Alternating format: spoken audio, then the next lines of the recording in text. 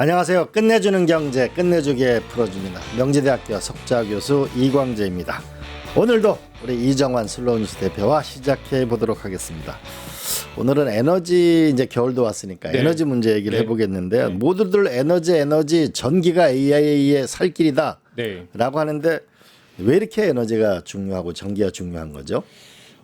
사실 이제 그 기후변화 이슈가 또 굉장히 중요한 데다가 세계적으로 기후변화 규제가 있고요. 지금 이제 브라질에서 COP30이 열리고 있지 않습니까? 이제 국제 감축 목표를 맞춰야 되는데 그 감축 목표가 사실 원전과 또 아리백이라고 하잖아요. 재생에너지 100%를 맞춰야 사실 국가적인 경쟁력을 갖출 수 있는데 아리백엔 또 원전이 포함되지 않거든요. 예. 한국은 또 재생에너지 비율이 아주 높지 않고 사실 뭐 이렇게 삼성이 만약에 반도체를 만드는데 이 아리백을 맞추지 못하면 나중에 이제 유럽에 수출을 하지 못하게 되는 그런 문제도 있고요. 근데 그렇죠. 또 미국은 또 이제 아리백이 필요 없다고 또 주장하고 있어서 어떻게 될지 모르겠지만 지금 이제 그 브라질 열리는 콥 30에 세계 2위 온실가스 배출국인 미국은 빠진 상태에서 지금 중국이 또 주도권을 잡고 있고요. 거기서 또 이제 에너지와 기후 감축에 대한 회의가 진행이 되고 있습니다. 그래서 사실 이게 에너지와 기후 이슈가 사실 이제 경쟁력과 국가적인 경쟁력과 맞물리는 그런 국면입니다.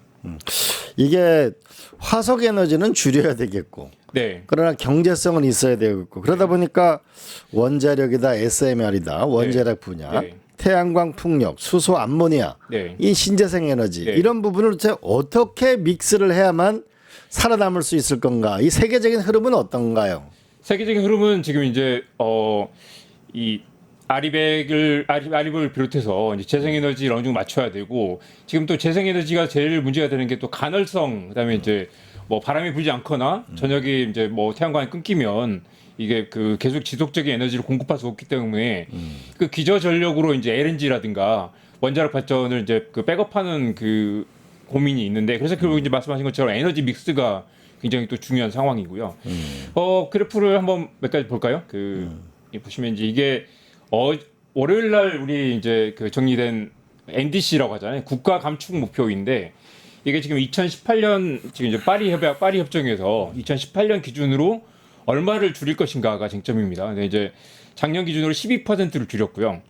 2030년까지 목표가 40%를 줄이는 거고 뒤에 이제 있는 게 2035년까지 지금 10년 뒤 목표를 정하는데 1안, 2안, 3안, 4안이 있고 맨 마지막 오른쪽에 있는 게 월요일 날 결정한 탄소중립위원회가 결정한 이제 목표인데요. 그래서 이제 2018년 대비 53에서 60일까지 줄이겠다라는 건데 보시면 작년까지 12밖에 못 줄였는데 앞으로 10년 안에 53을 줄여야 되면 굉장히 그 파격적으로 줄여야 되죠. 그런데 이제 이 그림을 보시면 이게 이제 그 탄소 감축 목표의 세부 목표인데요. 보시면 이제 가장 큰 게 뭔가요? 제일 위에는 전력이 많이 줄여야 되죠. 그러니까 이제 탄소가 워낙 제일 많이 배출되는 게 전력이고 가장 많이 줄여야 되는 것도 이 전력입니다. 보시면 맨 위에 빨간색이 2018년이고 그 다음에 녹색이 작년 2024년이고요. 쉽게 하면 이제 석탄 발전소를 말하는 건가요? 모든 전력. 그러니까 석탄 발전이 제일 많죠. 그러니까 석탄 발전을 대폭 줄여야 되고 지금 283에서 88까지 거의 3분의 1로 줄여야 되는데 이런 정도면 거의 석탄은 완전히 중단하다시피 그리고 석탄 발전의 이제 나머지를 사실 여기는 이제 원전이 탄소를 배출하지 않기 때문에 원전으로 전환하는 것도 포함이 되어 있습니다. 지금 아까 말씀하신 것처럼 원전으로 다 가기에는 원전은 아리백에 포함이 되지 않기 때문에 미국은 이제 원전도 포함하겠다라는 입장이지만 유럽에는 또 원전 없는 이제 원전을 포함한 걸 CF100이라고 하고 재생에너지만 포함하는 건 아리백이라고 하잖아요. 이제 아리백이냐 CF100이냐를 두고도 논란이 있지만 기본적으로 이제 추세는 아리백으로 맞춰야 된다라는 거라서 지금 이제 전력을 이만큼 줄여야 되고요. 또 중간에 보면 수송이 있죠, 수송. 수송도 지금 작년에 98톤인데 그러니까 결국 자동차를 말하는 거죠? 자동차를 거의 이 정도 2035년까지 내연기관 자동차를 완전히 안 만드는 정도의 수준의 특단적인 대책이 필요하다라는 게 이 2035년 국가감축 목표에 담겨 있는데요. 말씀하신 것처럼 이제 전력을 어떻게 줄일 것이냐. 보시면 이제 우리 한국도 전력이 기본적으로 이거 그림 먼저 보실까요? 태양광 지금 이게 지금 이제 미국이 없는 기후변화 회의에서 중국이 지금 논의를 주도하고 있는데 중국은 보시면 우리 지난번에 히토류 그림하고도 비슷하지 않습니까? 이 빨간색이 이제 중국인데요. 가장 많이 만든 밑에 이제 모듈과 셀과 A4와 폴리콘이 다 중국이 압도적인 시장 점유율을 기록하고 있고요. 또 맨 위가 수요인데 가장 많이 쓰는 것도 또 중국입니다. 그러니까 중국이 가장 많이 만들고 가장 많이 태양광 발전을 많이 하면서 지금 이제 기후변화 회의에 가서 이 탈탄소를 해야 된다.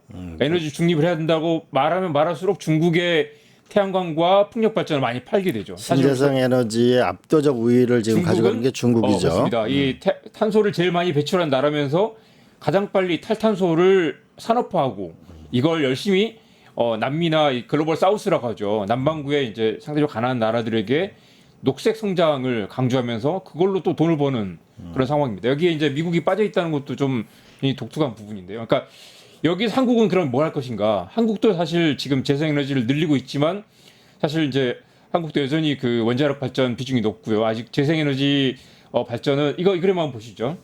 이게 한국의 이제 발전원별 발전량인데 석탄이 여전히 33% 정도 되고요. 원자력이 30, LNG가 28, 신재생이 지금 2023년 기준으로 9%밖에 되지 않습니다. 그러니까 사실은 이제 삼성전자나 그 이제 글로벌 수출 기업들, 현대차 마찬가지지만 이 아리백을 맞추려면 신재생 에너지만으로 100%를 맞춰야 되는 거죠. 그러면 이제 여기에 뭐 원자력이나 LNG를 활용한 그런 전력을 완전히 다 중단하거나 다른 걸 대체하거나 그걸 만회해야 된다는 건데 여전히 어려운 상황이고요. 이 그림 마지막으로 한번 보시죠. 이게 이제 재생에너지 발전 비율인데 한국이 어디 있냐면 맨 아래에 있습니다. 아래 한국은 여전히 이제 재생에너지 발전 비율이 전체 비율 대비 굉장히 낮은 세계적으로 가장 낮은 편이고요. 이게 이제 여전히 한국은 또 원전 또 이 종주국이기 때문에 원전 비중이 꽤 높았고요. 그래서 이제 지금 30%에 이르는 화석연료, 그다음에 원전을 완전히 없앨 수는 없고요. 원전을 가져가면서 지금 이미 이재명 대통령도 그렇게 말씀하지 않았습니까? 원전을 최대한 늘리진 않되 지금 있는 건 최대한 가동하면서 오래 쓰겠다. 그리고 지금 원전을 지을 땅도 없고 원전을 짓는데 최소 7, 8년이 걸리기 때문에 당장은 있는 걸로 가져가야 되고요. 그리고 이제 지금 강원도의 삼척 블루파워 같은 건 지금 올해 1월에 가동을 시작했는데요.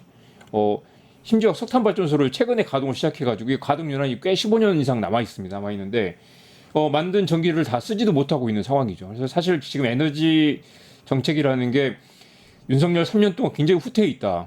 그리고 정작 에너지 향후 쪽에서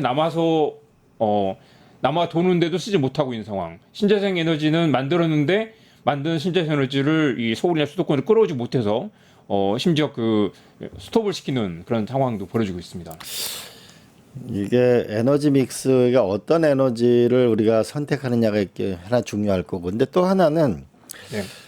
이 에너지가 우리가 90% 이상 수입을 하는데 네. 현재 미중이나 세계 패권 전쟁이 진행 중이고 유럽 같은 경우에는 러시아 가스를 수입 못하니까 경제가 마이너스 성장으로 돌아섰단 네. 말이에요. 우리나라 에너지 독립은 어떻게 해야 되는 거죠?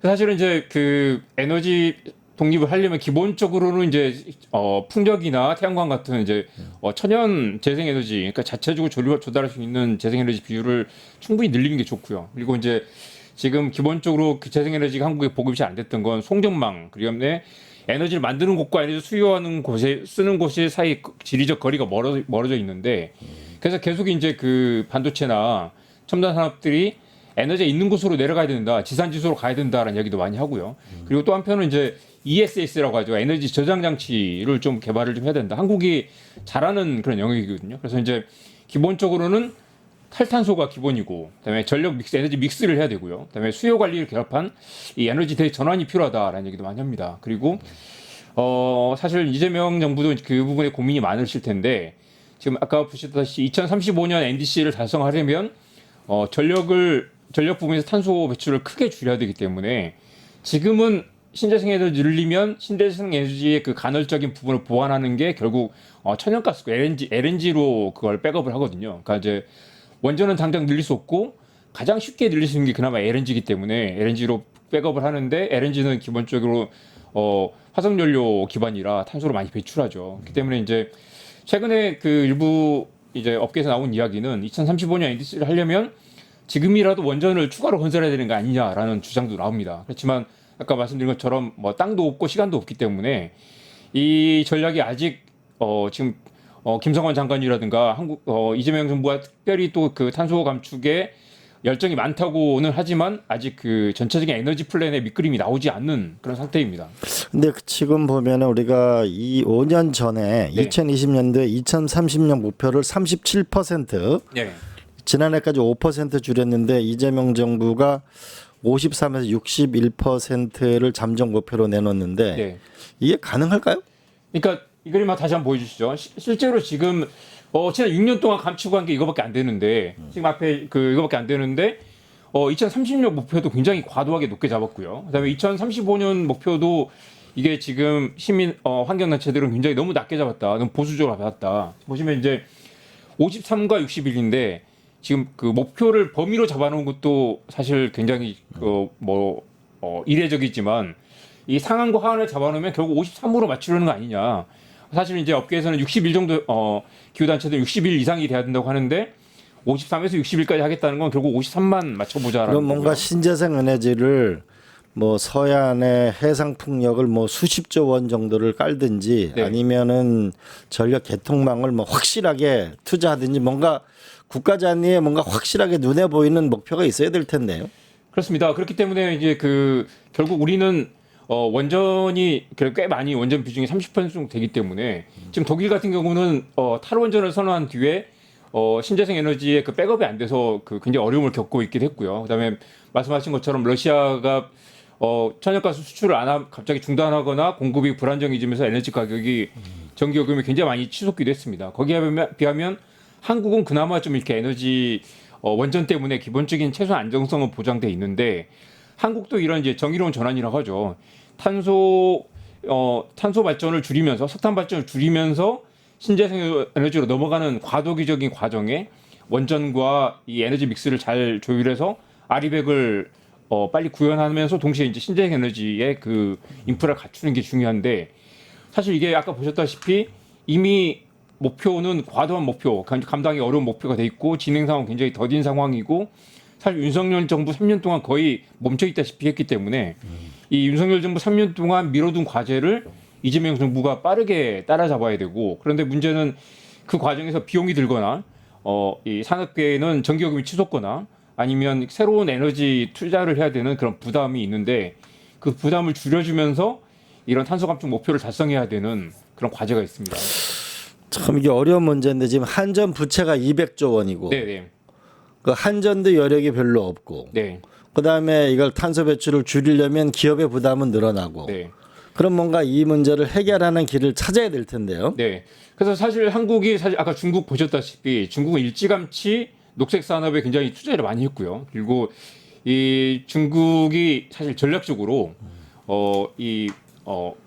신재생 에너지와 에너지 전환이 실제로 산업적 가능성이 크다는 걸 중국이 일찌감치 발견을 했기 때문에 사실 세계적으로 이 흐름은 피하기 어려울 거라는 전망이 많습니다. 아무리 미국이 파리 협정에서 탈퇴하고 뭐 원전을 300개를 짓겠다고 하지만 기본적으로 장기적으로 이 탄소를 줄이는 방향으로 그리고 신재생 에너지를 늘리는 방향으로 그리고 실제로 지금 그 태양광 발전이 굉장히 비용이 많이 낮아졌거든요. 패널 가격도 거의 10분의 1, 100분의 1까지 떨어질 거라고 하고요. 그리고 비용이 낮아지기 때문에 장기적으로는 이미 그 태양광이 어떤 발전보다 더 이익이 많이 나는 단계로 접어들었다는 얘기를 많이 합니다. 그렇기 때문에 한국도 사실 태양광 그 기업들이 많이 있고요. 그리고 태양광 발전 기술도 꽤 많이 확보하고 있기 때문에 중국보다는 경쟁력이 떨어지지만 지금 시장에 뛰어들면 상당한 경쟁력 확보할 수 있다라는 그런 얘기를 많이 합니다.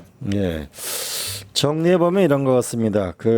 결국은 우리가 탄소 배출을 확실히 줄이면서 안정적인 에너지를 확보하려면 석탄을 퇴출할 수밖에 없을 것이다. 네. 그다음에 신재생 에너지를 대폭 확대해야 되는데 네.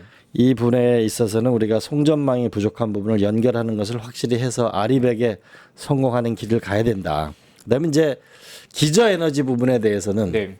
우리가 국가적으로 조금 더 논의를 해봐야 되지 않을까 싶네요. 아마 그죠? 정부의 의지도 중요할 것이고 원전을 어느 단계에서 원전을 탈원전을 할 것이냐 그리고 있는 원전을 어떻게 활용할 것이냐 이미 있는 원전을 버리진 않더라도 가지고 있는 원전만 잘 활용하더라도 사실 전환 과정에서 상당 부분 그 기저 에너지원을 백업할 수 있거든요. 어떻게 보면 한국의 그 에너지 전환 과정에서의 어떤 지금 있는 원전이 굉장히 그 문제가 많은 건 사실이지만 이게 굉장히 중요한 어떤 경쟁력이 될 수도 있습니다. 세계적으로 보면은 그 지금 유럽 같은 경우에는 독일 같은 경우에는 결국은 신재생 에너지를 대폭 확대하는 길을 갔고 네. 미국이나 프랑스나 영국 같은 경우에는 SMR이나 원전 증설로 가고 네. 있잖아요. 네. 그러면 그 두 가지가 슬기롭게 조화될 수 있는 길을 찾아야 될 것 같은데.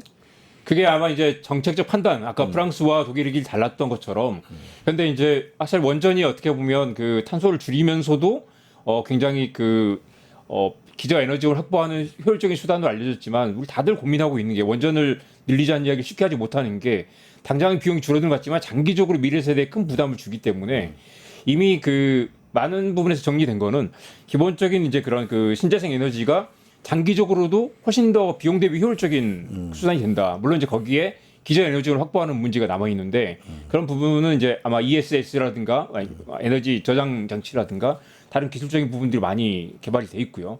한국이 또 그런 부분에서 경쟁력이 있기 때문에 중국처럼 이 세계적으로 이렇게 중국의 대안으로 신재생 에너지 그다음에 에너지 전환에서의 어떤 산업적 가능성을 발견하는 그런 기회를 찾을 수 있을 거라고 생각합니다. 네, 우리가 신재생 에너지에 일찍 시작을 했어야 됐는데 윤석열 정권 들어서서 결국 신재생 에너지는 좌파 에너지다 이렇게 결국 탄압했던 결과가 오늘의 참혹한 결과를 가져왔습니다. 반면 중국은 신재생 에너지, 태양광과 풍력에서는 압도적인 기술 우위를 가지고 있습니다. 우리도 지금부터 분발해서 에너지 문제를 효율적으로 대처했으면 좋겠습니다. 자, 오늘은 여기까지 하겠습니다. 네, 고맙습니다. 감사합니다. 파파파파 증권봉합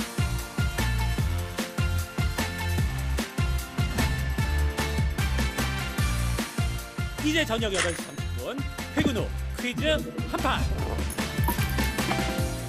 혼자 하지 마세요 같이 해요 매일 저녁 8시 30분 많은 참여 바랍니다.